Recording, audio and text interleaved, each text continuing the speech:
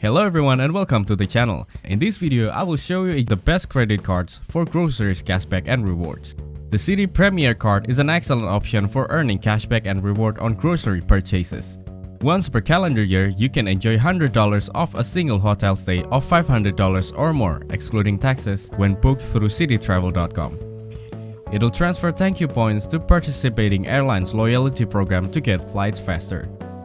There is no fee and the minimum transfer is only 1000 points. You can safely with a contactless chip-enabled card. Just tap your card on the payment reader and go in second. Digital wallets let you shop with confidence in millions of places, within apps and in stores.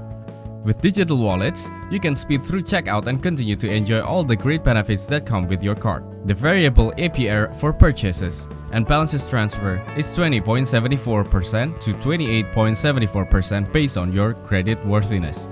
For plans subject to an APR, variable APR is 20.74% to 28.74% based on credit worthiness.